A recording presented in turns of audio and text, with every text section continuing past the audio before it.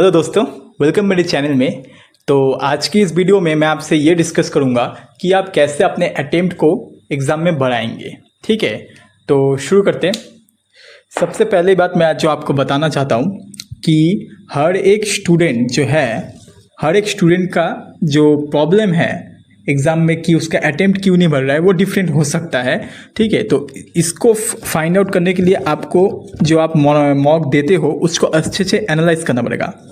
ठीक है, तो एनालाइज बहुत अच्छे से कीजिए। मॉक देने के बाद टाइम लेकर कीजिए एनालिसिस, उसी से आपको पता चलेगा कि आपके लिए क्या प्रॉब्लम हो रहा है। ठीक है, फिर उसको आपको ठीक करना होगा। लेकिन मैं इस वीडियो में इन जनरल जो हर स्टूडेंट को प्रॉब्लम होता है वही बात करने वाला हूँ। ठीक है, तो शुरू करते हैं video.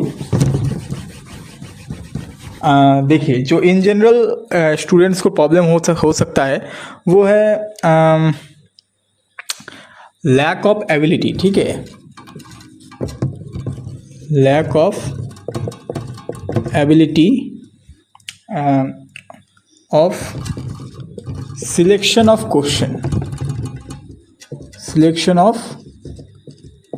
Question in exam. Lack of ability of selection of question in exam, इसका मतलब क्या है कि एग्ज़ाम में बहुत तरह का सवाल होता है, इजी, हार्ड, और एक स्टूडेंट को ये एबिलिटी उसके अंदर होना चाहिए कि वो इजी सवाल्स को निकाल सके ढूंढकर और हार्ड सवाल्स को वो स्किप कर सके। ठीक है, तो एग्ज़ाम में ये जो स्किप पोर्शन होता है, स्किप करना, ये एक बहुत ही बड़ा आर्ट है कि आप सवाल को देखो, समझो और ये आपके अंदर एबिलिटी आना चाहिए कि ये सवाल करने लायक है या इसको स्किप करने लायक है। ठीक है, ये एक बहुत बड़ा आर्ट है, क्योंकि जो टॉपर है वो हर सवाल तो कर लेगा लेकिन हर सवाल को कम टाइम में नहीं कर पाएगा। तो सवाल कौन सा स्किप करना है ये भी एक एबिलिटी है। ठीक है, तो यही इन जनरल सबको प्रॉब्लम तो होता ही होगा, इसी पे हम बात करेंगे। इस चीज़ को समझाने के लिए मैं एक एग्जांपल दूंगा। ठीक है, मान लीजिए आपके सामने बहुत बड़े बड़े पत्थर है, कुछ बड़े पत्थर है, कुछ मॉडरेट साइज़ के पत्थर है, कुछ छोटे साइज़ के पत्थर है, फिर कुछ बड़े, फिर कुछ छोटे, फिर कुछ मॉडरेट, फिर एक मॉडरेट, फिर एक बड़ा पत्थर। ठीक है, इतना सारा पत्थर है आपके पास और आपको एक बैग दिया गया है, इस बैग के अंदर आपको भरना है और हर एक पत्थर का आपको 10 मार्क्स मिलेगा। ठीक है, हर एक पत्थर का 10 मार्क्स मिलेगा। अब बैग का जो स्पेस है वो तो लिमिटेड स्पेस है ना, तो मैक्सिमम मार्क्स लेने के लिए क्या करोगे आप? क्या ये बड़ा पत्थर लोगे? अगर ये बड़ा पत्थर आप उठाओगे तो बैग एक बार में भर जाएगा। अगर ये मॉडरेट पत्थर ही उठाते जाओगे तो बैग बहुत जल्दी भर जाएगा। तो समझदार स्टूडेंट क्या करेगा? सबसे पहले छोटे पत्थरों को उठाएगा। ठीक है, जो छोटे पत्थर पड़े हैं यहाँ पे वो उठाएगा, तो ज़्यादा पत्थर उठा पाएगा और ज़्यादा मार्क्स ले पाएगा, क्योंकि हर एक पत्थर का मार्क्स तो सेम ही मिलना है आपको। ठीक है, इसी चीज़ को अब आप रिलेट कीजिए आपके एग्ज़ाम में कि आपका जो एक एग्ज़ाम होता है, सपोज़ 1 मार्क्स का क्वेश्चन आता है उसमें, तो हर एक क्वेश्चन 1 मार्क्स का है। अब कोई हार्ड सवाल है उसको आप टाइम लगाकर करोगे तो आपको 1 ही मार्क्स मिलेगा, और जो इजी सवाल में 1 सेकंड में बनता है उसको भी करोगे तो 1 ही मार्क्स मिलेगा। तो हमें क्या करना है, इसी प्रोसेस को यहाँ पे अप्लाई करना है कि जो इजी क्वेश्चंस है उनको ढूंढ कर पहले निपटाना है, फिर हार्ड क्वेश्चन में टाइम बचे तो जाना है। इससे अटेम्प्ट बढ़ेगा, मार्क्स बढ़ेगा। ठीक है, तो ये आप कैसे करोगे, ये चीज़ तो आपने समझ लिया। अब इसको पेपर पे कैसे अप्लाई करना है। पेपर में जब हम एग्ज़ाम खुलता है, एग्ज़ाम जब स्टार्ट होता है तो पेपर आता है सामने और एक सवाल आता है। अब कई बार क्या होता है, वो सवाल बहुत हार्ड होता है और बच्चे उसी सवाल को करने में टाइम वेस्ट करने लग जाते हैं।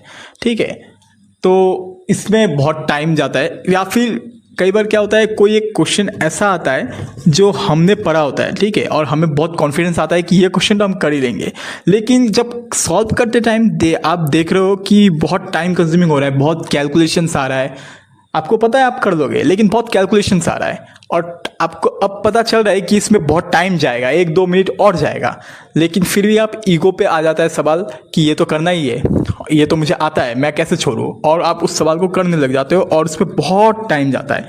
वो एक सवाल में जितना टाइम जाता है उस टाइम में दूसरा स्टूडेंट जो होता है वो 3 सवाल लगा देता है। ठीक है, तो ये चीज़ आप में प्रॉब्लम है। ठीक है, तो इसको कैसे सॉल्व करें, देखिए पेपर को सबसे पहले आप जो बहुत बड़ा गलती करते हो, एक ही राउंड लगाते हो, एक ही बार में आप पेपर को ख़त्म करने का कोशिश करते हो, जो कि बहुत बड़ा गलती है। ठीक है, मिनिमम आपको राउंड लगाना है पेपर में। ठीक है, मिनिमम राउंड 3 राउंड में हमें पेपर को खेलना है।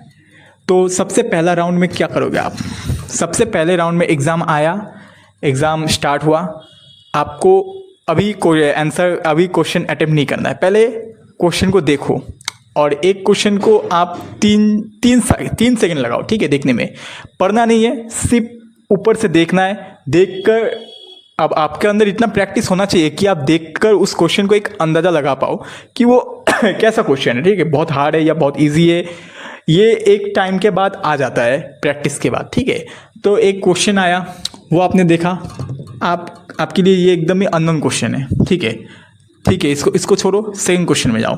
सेकंड क्वेश्चन आपने देखा, कुछ परसेंटेज का क्वेश्चन आया है, आप कर लोगे, इसको करना है मार्क फॉर रिव्यू, इसको मार्क करो। फिर नेक्स्ट क्वेश्चन जाओ। अब नेक्स्ट क्वेश्चन आपने देखा कि सिंप्लीफिकेशन आया है, बहुत ही छोटा सिंप्लीफिकेशन आया है, तो इसको अभी निपटा लिया। फिर थर्ड क्वेश्चन में आए, थर्ड क्वेश्चन में अब एक और सवाल आया है जिसको देखकर आपको लग रहा है कि आप सॉल्व कर लोगे। ठीक है, लेकिन अभी सॉल्व नहीं करना है, और ये सब आप 2-3 सेकंड कर करके आप जा रहे हो। ठीक है, अभी सॉल्व नहीं करना है, इसको मार्क फॉर रिव्यू करो। फिर दूसरा सवाल आया, एक बड़ा सवाल आया, अब इसको देखकर आपको कुछ पता नहीं चल रहा है, छोड़ दो, पढ़ना ही नहीं है इसको, नेक्स्ट क्वेश्चन में आओ। ऐसे करते करते जो ईजी क्वेश्चन है, जो आपको लग रहा है कर लोगे, 30 सेकेंड या 40 सेकेंड लगेगा, उनको मार्क करते करते जाओ और क्वेश्चन के एंड तक आओ। ठीक है, और बीच में जो 1 सेकेंड में निपटाने वाला सिंप्लीफिकेशन ऐसा इजी क्वेश्चन आता है, उनको तभी कर लो। तो एंड में आ गए आप। अब आपने इस यहाँ पे क्या हुआ, अब आपके लिए पेपर सरप्राइजिंग नहीं रहा। ठीक है, अब आपके लिए पेपर सरप्राइजिंग बिल्कुल नहीं है। अब आपने हर सवाल को देख लिया है, आपको पता है कहाँ कौन सा सवाल कैसा आया है, एक आइडिया लग चुका है। ये गया पहला राउंड। अब आएगा दूसरा राउंड। दूसरे राउंड में अब आपको क्या करना है, जो आपने मार्क फॉर रिव्यू किया था उन क्वेश्चंस पे डायरेक्ट जाना है। आपको पता होगा कि एग्जाम के साइड में आपको हर एक क्वेश्चन दिखता है। ठीक है, कौन सा आपने मार्क फॉर रिव्यू किया है वो भी दिखता है। तो जो आपने मार्क किया है उस पर डायरेक्ट जंप करो और उनको कुछ नहीं सोचना है, उनको सिर्फ सॉल्व करना है। आपके दिमाग में ये आना ही नहीं चाहिए कि हार्ड क्वेश्चन अभी बाकी है, कितने क्वेश्चन अभी अनअटेम्प्ट है, कोई भी थॉट्स आपके दिमाग में नहीं घूमना चाहिए। सिर्फ एक ही आपका फोकस होना चाहिए। ठीक है, एक ही गोल होना चाहिए कि जो आपने मार्क फॉर रिव्यू किया है उनको निपटाना ही है, किसी भी हालत में उनको निपटाना है।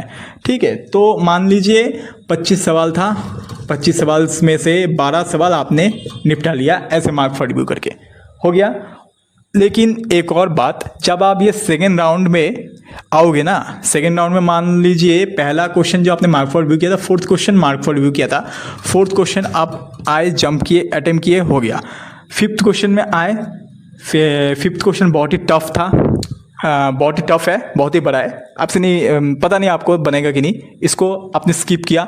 फिर सिक्स्थ क्वेश्चन में आए, सिक्स्थ क्वेश्चन में अब आपको लग रहा है कि ये सवाल जो है ये बनेगा लेकिन 1 से 2 मिनट जाएगा, तो इसको अभी मार्क फॉर रिव्यू अभी करना है। ठीक है, सेकेंड राउंड का बात कर रहा हूँ। सेकेंड राउंड में आपको उन सवालों को मार्क फॉर रिव्यू करना है जिनमें आपको कॉन्फिडेंस तो है लेकिन आपको लग रहा है कि थोड़ा टाइम जाएगा, थोड़ा सोचना पड़ेगा। ठीक है, उनको मार्क फॉर रिव्यू करना है सेकेंड राउंड में, और साथ ही जो आपने फर्स्ट राउंड में इजी क्वेश्चंस को मार्क किए थे उनको लगाना है। ठीक है, ऐसे करते फिर से एंड तक आना है। अब आपको लग रहा होगा इसमें बहुत टाइम जा रहा है, बहुत टाइम वेस्ट होगा, ऐसा नहीं है, इसमें टाइम वेस्ट नहीं होगा, क्योंकि आप जिस क्वेश्चन में जंप कर रहे हो ना वो इजी क्वेश्चन है, उनको आप देखते ही निपटा लोगे, उन क्वेश्चंस में आप जंप कर रहे हो, तो इसमें टाइम ज़्यादा वेस्ट नहीं होगा। इस स्ट्रैटेजी को आप मॉक पे लगाओ और कुछ दिन लगा के देखो, इस पर आपका टाइम बहुत ही बचेगा। ठीक है, तो एंड क्वेश्चंस में आए, सेकेंड राउंड हो गया। अब सेकेंड राउंड में भी आपने उन क्वेश्चंस को मार्क किया था जिनको आप लग रहा था कि कर लोगे लेकिन थोड़ा टाइम जाएगा। तो अब थर्ड राउंड में उनको करना है, ठीक है, उनको कर लिया। और ये सब थर्ड राउंड में जो करोगे ना वो बहुत ही कम होगा, 2 या 3 ही क्वेश्चंस होंगे ऐसे, उनको कर लिया। अब शायद इसको करते, ये थर्ड राउंड मारते मारते टाइम ओवर हो जाएगा।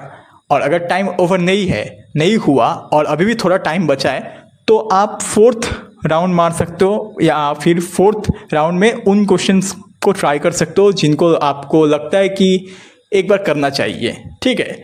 तो मैं कहना क्या चाहता हूँ, मिनिमम आपको 3 राउंड मारना है और 3 राउंड में सिर्फ सिलेक्शन ऑफ क्वेश्चंस करते करते आपको उन क्वेश्चंस पे जाना है जो बहुत ही इजीली बन जाए, ना कि उन सवाल्स पे अटका रहना है कि जो हार्ड है, ठीक है। तो यही है स्ट्रैटेजी, इसको आप मॉक पे लगाओ और फिर देखो क्या इम्प्रूव हो रहा है। आई होप आप इम्प्रूव करोगे।